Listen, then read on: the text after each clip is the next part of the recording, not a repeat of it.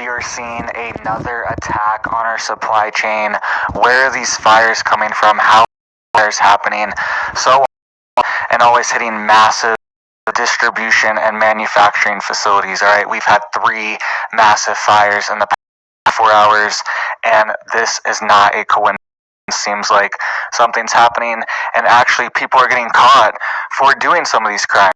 A couple months ago, people got caught in Texas for burning a wood manufacturer. So there's 6 stories here, 3 big warehouses burned down. We can see here a fire at a Chicago Heights manufacturing warehouse and facility, and also a shipping facility.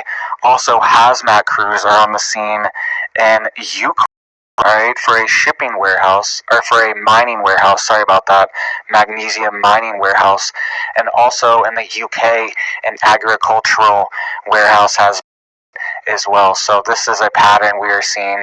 Let's get into the details of this massive fire in Chicago. So a massive fire hit a manufacturing facility in Chicago Heights. This is happening right now this morning, and you can see here some aerial footage from it.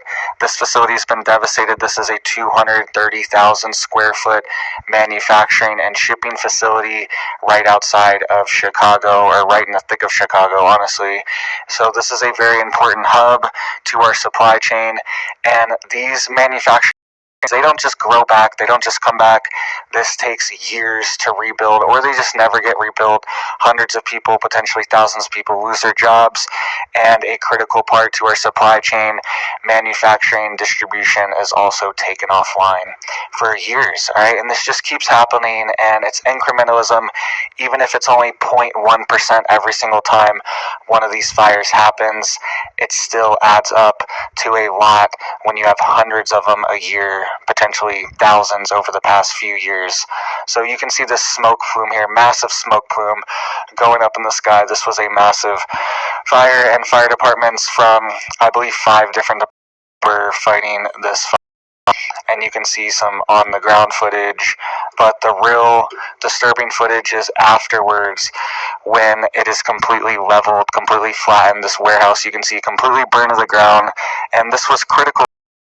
Chicago is still a main distribution and manufacturing hub. It's still critical to the supply chain, and this being taken out is going to affect a lot of businesses, right? And here's some details of what happened. It says, no further has been provided. The cause of the fire is unknown.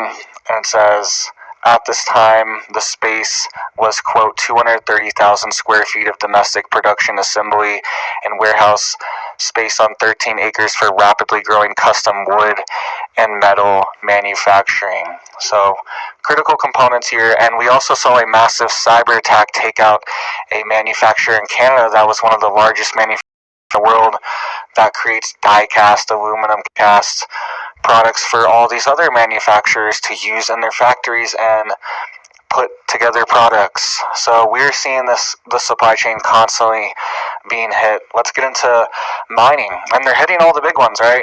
They're hitting manufacturing and distribution, they're hitting mining, and they're hitting agricultural. So these are all these things, and these are all related. Mining is related to agriculture as well, because you need magnesium to grow food. This is still an attack on the food supply chain. You need magnesium for other things, but it's also a critical component for growing food and fertilizers. So hazmat crews, we've been seeing a lot of these hazmat crews too, right? There was a train derailment in Louisiana, and toxic chemicals were spilling essentially right like 100 feet from what I could see from the pictures, hundreds of feet away. And we had a hazmat crew down there. Also, yesterday I reported, or it wasn't yesterday, 2 days ago, sorry about that, I reported of a massive train crash in Ohio. This is also in Ohio, this magnesium warehouse fire. So what's going on?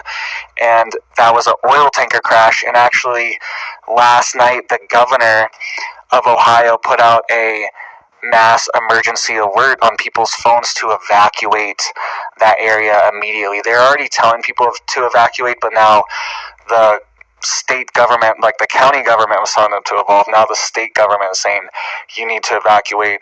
We could have even more explosions. All right, this scene is not handled because it was a massive train crash in the middle of a gas station and a heating oil home supplier. All right, very coincidental and very worst case scenario there.